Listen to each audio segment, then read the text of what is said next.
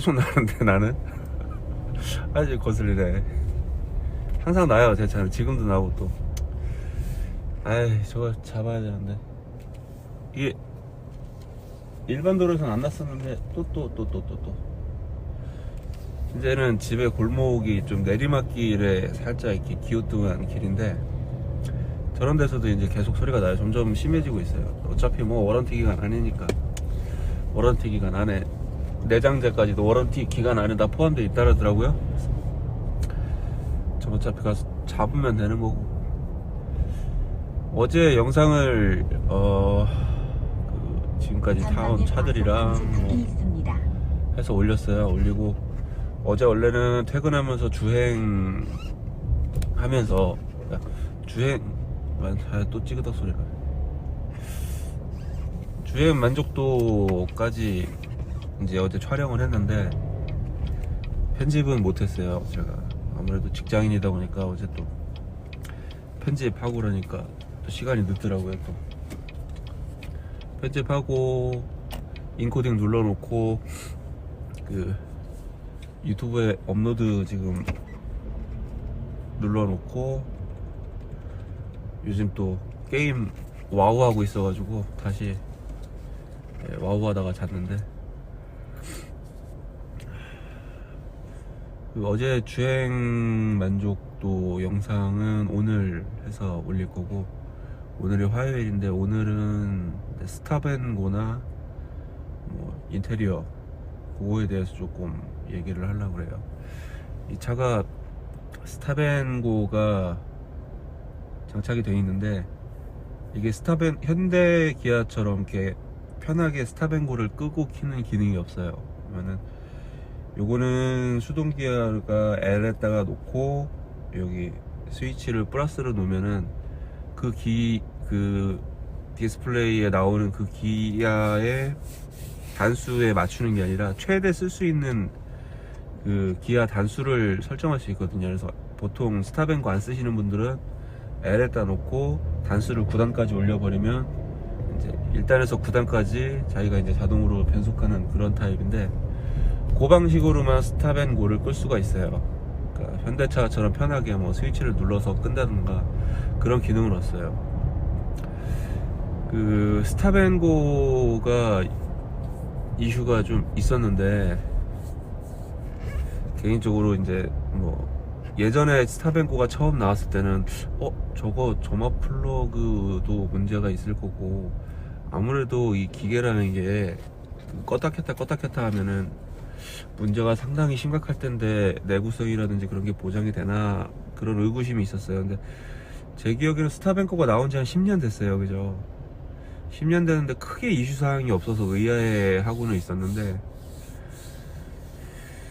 근데 요즘 영상을 보면은 스탑앤고가 연비에 그렇게 크게 도움이 안 된다는 말들이 많아서 이제 생각을 해봤는데, 다시 시동을 켤 때 연료 양이 뭐 몇 배 정도 든다 그렇게 말씀을 하시더라고요. 근데 누가 뭐 전문적으로 카 리뷰 하시는 분이 한번 영상을 한번 만들어 줬으면 좋겠는데, 이게 시동이 꺼져 있는 시간이 있잖아요. 시내 주행을 할 때 뭐 한 5분 정도 되겠죠. 신호대기 하고 있으면은 5분 동안 시동이 켜져 있는 그 연료량과 연료 사용량과 그 스탑앤고가 한번 껐다가 켜졌을 때 드는 연료양, 그러니까 신호 대기했을 때 스탑앤고 이제 꺼지고 켜지고 하면서 연료 드는 양과 5분 동안 시동이 계속 걸려 있을 때 정차 상태의 연료 양이 어떤가, 그거를 좀 누가 비교를 해줬으면 좋겠어요. 답답하네 진짜. 그냥 평상시 정차했을 때보다 뭐 몇 배가 더 든다는 거잖아요. 시동 킬 때 저기가 그 휘발유가, 그러면은 시동 킬 때 몇 배가 뭐 잠깐 시동 킬 때 순간적으로 몇 배가 들고, 신호 대기하고 있는 순간은 그 4차선 도로 같은 경우는 2분씩만 따져도 6분이잖아요. 내 거 빼고. 그럼 뭐 5분 잡고 5분 동안 시동이 꺼져 있어서 아끼는 연료 양이랑 그거를 비교하면은 연료가 어느 정도 절약이 되는지 나올 텐데, 그냥 꺼졌다 켜졌을 때 몇 배 드니까 이거는 연료 절감에 그렇게 효과가 없을 것이다. 동영상을 내가 많이 안 찾아봐서 그런가? 그런 거는 좀 전문적으로 하시는 분들이 좀 속 시원하게. 엔진에 무리는 있을 거예요 아마. 근데 이제 그 믿고 타는 게, 그런 기술을 썼을 때는 어느 정도 엔진의 내구성에 자신이 좀 있으니까 그런 스탑앤고라든지 그런 시스템을 쓰는 게 아닐까. 그리고 얘 같은 경우에는 아예 끄는 기능 자체가 없으니까, 뭐 워런티 기간이 차가 요즘에 계속 뭐 3년 5만에서 뭐 요즘에 뭐 6년 5년 막 되게 길어지잖아요 점점 차가. 그러면은 예전보다도 엔진의 내구성이라든지 뭐 기타 여러 가지들의 자신이 있기 때문에 워런티를 그만큼 늘려놨을 거란 말이에요. 워런티라는 거 자체가, 내가 그러니까 제조사에서 이 차는 3년 동안 몇만 킬로는 문제 없어, 그러면 그까지만 딱 만드는 게 아닐 거란 말이에요. 3년이면은 최소한 얘네들이 5년 6년 정도에 뭐 5만이면은 뭐 8만 9만 뭐 많게는 10만까지 문제가 없다고 생각했을 때 거기서 이제 어느 정도 후려쳐서 이제 워런티를 측정을 하는 걸 텐데, 스탑앤고가 끄는 기능이 없는 차면은 그 정도 엔진 내구성이라든지 그런 것들은 대비를 해놨을 거라고 생각을 해요. 예. 뭐 스탑앤고를 안 끄는 차, 스탑앤고는 이제 안 쓰는 차도 운전 습관이나 그런 거에 따라서 그런 정비 포인트들이 생길 수도 있는 거고. 그래서 아직은 저는 모르겠어요. 스탑앤고가 이게 뭐 엔진에 얼마나 무리가 가는지, 써야 되는지 안 써야 되는지 판단이 안 돼요. 뭐 인터넷이나 유튜브 같은데 이게 자료들이 너무 막 중구난방이고, 데이터도 보면은 조금, 제 리뷰도 마찬가지지만 자기 주관적이고 객관적인 게 조금 부족하다고 생각해요. 단순히 뭐 그냥 정비 타임이 더 빨리 올 거야, 메인트 타임이 더 빨리 올 거야, 추상적인 것 같아요 제가 보기에는. 뭐 업종이 이쪽이라서 그런지, 기계 쪽을 만져서 그런지, 정확한 그 만지시는 분들은 정확한 데이터나 그런 거 좀 한번 뽑아줬으면 좋겠는데. 연비 차이는 많이 나요. 지금 스탑앤고를 키고, 그러니까 뒤에다가 놓고 계속 출퇴근을 지금 한 달 정도 하고, 스탑앤고를 끄고 한 달 정도 했을 때 연비 차이는 조금 나요. 리터당 한 1km 정도 나는 것 같아요 저는. 또 뭐 스탑앤고가 그렇게 연료가 이렇게 절약되지 않는다, 뭐 생각보다 뭐 안 나오는 거다, 그거 뭐 따지면 뭐 그런 거는 모르겠어요. 제발 안 그러셨으면 좋겠어요. 그냥 봤을 때 연비에 1km가 더 들어와요. 5.5km 이상은 나오거든요 지금은 끄고 다니는 달이에요. 그래서 스탑앤고를 끄고 다니면 지금 5.5km 6km 나와요. 6km까지 못 올라가더라고요. 이게 이제 요번 달에 계속 차가 막히나? 조금 뭐 막히고 안 막히고에 따라서 지금 편차가 좀 있긴 한데, 지금 한 달씩 그래서 지금 끌어보는 중이에요. 한 달씩 스탑앤고를 키고 한 달 주행하고, 스탑앤고를 끄고 한 달 주행 중인데, 껐을 때는 7km까지 나왔어요. 켰을 때는 지금 5에서 6, 그 정도, 한 1km 정도 저는 차이 나는 것 같아요. 이걸 뭐 말씀드렸다시피 좀 이렇게 객관적인 데이터를 가지고 전문적인 유튜브나 뭐 정비 그 유튜브 찍으시는 분들이 말씀드렸다시피 좀 끄고 켰을 때 순간적으로 드는 연료양, 5분 동안 켰을 때 드는 양, 그런 거를 좀 비교를 했으면 좋겠어요. 그리고 이게 신호가 많은 구간이 있고 신호가 없는 구간들이 있잖아요. 근데 차가 크기 때문에 CC가 높기 때문에 이게 아이들린 상태니까 그 정차했을 때 CC가 크기 때문에 연료를 좀 아무래도 조금 더 먹겠죠. CC가 낮은 것보다. 그런 것도 좀 비교가 데이터적으로 좀 일반 사람들은 그런 데이터를 좀 뽑기가 힘들잖아요. 그러니까 정비하시는 그 유튜브 분들이나 그런 분들이 좀 해줬으면 좋겠네. 그리고 또 이 기아 쪽에 말씀드릴 게 뭐가 있냐면 기아 중립이 안 돼요. 이 차는 제가 알기로는 포드도 안 돼요. 아버지가 지금 포드 거를 끌고 계신데, 포드나 쉐보레나 이 미국 차들은 기아 중립이 안 되더라고요. 그러니까 뭐 얘기 들어보면 미국에서는 기아를 중립으로 놓을 필요가 없대요. 주차 공간도 널널하고 주차장도 크고 해서 중립으로 놓을 필요가 없어서 중립 기아가 없다고 하는데, 뭐 넣을 수 있는 방법은 있어요. 이거 뭐 여기 가죽 그 기아봉 가죽 그 뜯어내고 안에 뭐 스위치가 있고 막 그런데 중립이 안 돼요. 그 우리나라 차 같은 경우에는 이중 주차 어쩔 수 없이 할 때 있잖아요. 그 주차장 때문에. 아파트 사신 분들은 거의 뭐 저희 아버지 집 같은 경우에도 그 아파트 평수가 상당히 큰데도 불구하고 항상 찾을 데가 없어서 이중 주차예요. 그 조금 큰 아파트, 큰 평수 아파트인데도 주차 공간이 항상 부족해요. 그러면은 중립을 놔야 되는 일들이 생길 텐데 중립을 놓지를 못해요. 그래서 어떤 분들은 요 앞에 써붙인다 그러더라고요. 기아 중립이 안 돼서 죄송하다고. 그러니까 죄송합니다. 기아 중립이 안 되는 차량입니다. 연락 주시면 바로 내려오겠습니다. 이렇게 써붙이시는 분들도 계시고. 진짜 어쩔 수 없는 거잖아요. 집에 찾을 데가 없는데 어떻게 해. 차는 중립이 안 되고. 그래서 매너 있는 거죠. 그런 거는 좀 양해를 해주셔야지. 그래서 중립이 안 돼서 저 같은 경우에는 아버지 집 가면은 아파트 단지 밖에다 아예 세우든지 아니면은 그 평행 주차할 수 있는 공간들이 있어요. 또 이렇게 그냥 일반 주차하는 데다 놓으면은 차가 폭 때문에 문콕 당하기 싫어서 평행 주차할 수 있는데 없으면 아예 그냥 차 끌고 단지 밖에다 대버려요. 이중 주차가. 그 정도? 그리고 아까 그 영상을 잠깐 찍었는데 냉간시 엔진 시동 소리는 조금 커요. 이게 CC가 있다 보니까 아무래도 첫 시동은 조금 소리가 크고 한 30초 그 정도 있으면은 또 안정화되고.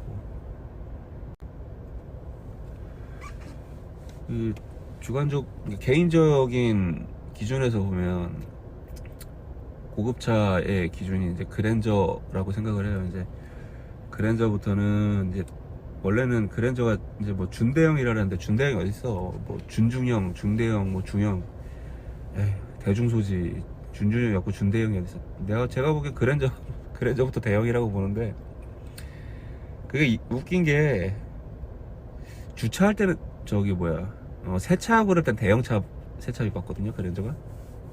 근데 어디 가면 준대형이래. 애매해. 제가 보기에는 그냥 뭐 중형, 대형, 소형, 경형 그렇게 보는데, 현대차에서 말장난이죠. 뭐 준중형, 준중형이 어딨어 씨. 준대형이 어딨어. 그냥 대형이지. 그 그랜저를 이제 고급차에 이제 시작으로 보는데 그 가격대가 4천 정도예요. 그래서 약 500m 앞 시속 70km. 개인마다 틀리겠죠. 고급차를 뭐 1억부터 보시는 분도 계실 거고, 야, 뭐 4천만 원짜리가 무슨 고급차냐. 한 7, 8천이 돼야지. 그것도 고급차지. 단속 구간입니다.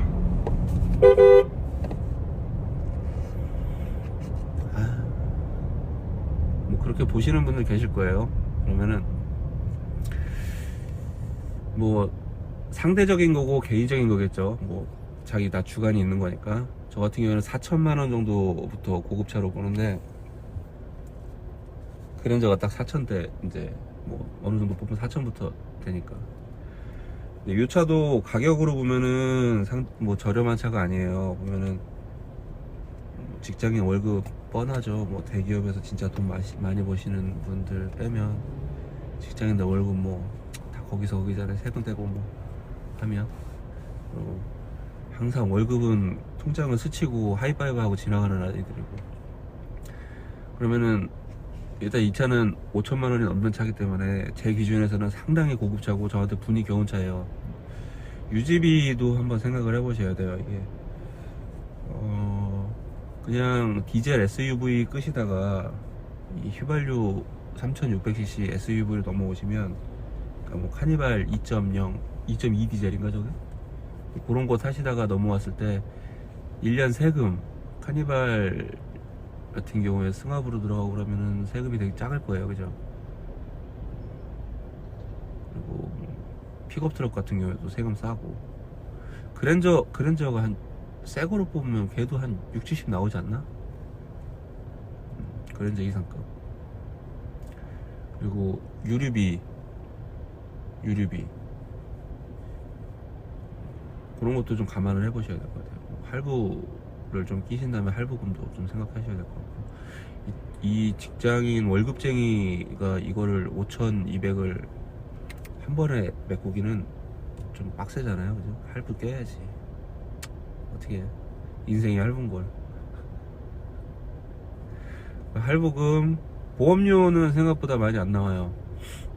보험료는 이게 지금 삼성 다이렉트로 들었는데 그랜저 때보다 조금 더 나요. 한 10만원, 20만원 차이 더 나요. 얼마를 했는지는 모르겠어요. 기억이 안 나요. 근데 옵션을 조금 높였어요. 보험 옵션을 좀 높여서 뭐 되게 많이 나오신다는 분도 계시는데, 저 같은 경우에는 그렇게 뭐 70만원인가 75만원인가 그렇게 나온 것 같아요. 그 정도. 보험료는 생각보다 많이 안 들고, 수입차, 이것도 이제 뭐 쉐보레인데 수입차 같지 않은 수입차잖아요. 그래서 보험료 조금 더 나오고 한 돈 10만원. 유지비, 나중에 이제 타이어나 뭐 메인트 하게 되면은 메인트 비용은 많이 들겠죠. 수입차니까. 타이어도 인치가 크고 폭이 넓으니까 뭐 타이어 값도 당연히 비쌀 거고, 그런 유지비도 어느 정도 생각해 봐야 되고, 일반적인 국산 SUV가 만약에 크게 불편하지 않으면 국산 SUV도 상당히 좋은 것 같아요. 요즘 뭐 소렌토, 펠리세이드, 산타페 이번에 또 신형 나오죠. 그런 것들 또 상당히 괜찮고, 저 같은 경우에는 좋아서 샀어요, 그냥.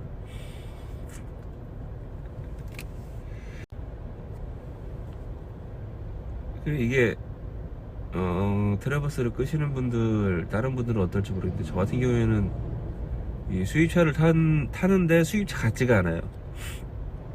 그냥 쉐보레, 그냥 국내에서 만든 쉐보레 타는 느낌이에요. 그냥 뭐 하차감 뭐 그런 거 전혀 없고, 그냥 쉐보레. 그 아버지 차만 해도 앞에 마크가 이렇게 포드로 딱 붙어있고 뒤에도 붙어있어서, 와, 저 포드구나. 그래도 뭐 고급 뭐 독일 343 막 뭐 그런 건 아니더라도 그래도 수입차구나 하는 느낌이 드는데, 내 거는 마크가, 쉐보레 마크가 흔해서 그런지 보면은 그 수입차라는 느낌이 안 들어요. 저조차도. 다른 분들도 마찬가지겠지. 그런 게 좀 있고, 대신 서비스 센터는 많아요. 수입차처럼 안 보이는 수입차인데 서비스 센터는 많은 게 상당히 장점이죠. 이 수입차는 메인트 받기가 힘들잖아요. 정비가. 청주 같은 경우에도 지금 아우디가 저기 하나 생겼고, 폭스바겐 같은 경우에는 정비센터가 대전으로 옮긴다는 얘기가 있었는데, 포드도 청주에서는 경정비밖에 안 돼요. 조금 좀 정비 조금 더 받으려면은 천안으로 가야 돼요. 저희 아버지 포드 그 사고 났을 때 지금 범버랑 펜다 쪽 갔는데, 그때는 포드에서, 청주 포드에다 맡기면 천안 포드에서 그 어부바차가 와요. 어부바차가 와서 끌고 가서 아버지 집 앞, 수리 다 하면 아버지 집 앞에 내려다 주더라고요. 포드가 옛날에 서비스가 개판이었는데 진짜 썬루프 물 새고 그러면은 시속 70km 원래 그래요. 썬루프 열지 마세요. 그딴 소리 나야 됐었는데 저번에 아버지 차 사고 나서 약 300m 앞 시속 70km 서비스 받을 때는 그냥 뭐 청주 서비스에다 갖다 주니까 어부바차 자기네들 다 해서 천안 갔다가 집 앞에 차 딱 갖다 주고 괜찮더라고요 서비스. 그런 것들이 있죠. 수입차 같지 않은 수입차지만 서비스 센터는 많다. 장점이죠. 그리고 이 인터페이스는 이렇게 뭐 화려한 맛은 없어요. 화려한 맛은 없어서 그 감흥이 별로 없어요. 아, 이게 내가 새 차를 샀구나. 아, 이거 5천만 원 넘는 차구나. 막 그런 감흥은 없어요. 근데 보면 볼수록 보면 볼수록 이뻐 보여요. 그냥 이런 디자인이 있었어? 뭐 이렇게 좀 알아가는 재미도 있고. 그 인터페이스 자체가 어렵지가 않아요. 보면은 새 차 왜 제가 보면은 12년식 그랜저 HG를 뽑았으면은 12년식이니까 8년 된 차를 끌던 사람이잖아요. 8년 된 차를 끌다가 이 차를 끌었는데 우와 막 그런 게 없어요. 그런 게 없는 대신 인터페이스가 되게 직관적이에요. 보면 뭐 특별히 뭐 오퍼레이션 매뉴얼이니까 설명서 안 봐도 그냥 웬만한 건 다 있을 것 같은데 있어요. 보면은 뭐 오디오, 버튼 그림도 큼직큼직 해가지고 누르기도 편하고, 특히 이 쌍깜박이는 진짜 누르기 편해요. 이게 운전하다 보면은 차를 바꾸면은 이거 찾는 것도 일이거든요. 바로바로 눌러줘야 되는데 쌍깜박이 찾다 보면 뭐 다 지나가고. 얘 같은 경우는 딱 핸들 옆에 딱 있어요. 그래서 버튼도 큼직하고, 뭐 현대차 같은 경우는 가끔 보면은 왜 요만하게 쌍깜박이 만들어 놓는 차들 있잖아요. 그런 차들은 어딨지? 얘는 뭐 쌍깜박이도 크고, 온도도 뭐 되게 직관적이에요. 뭐 돌리는 거 나중에 실내 디테일하게 보여드릴게요.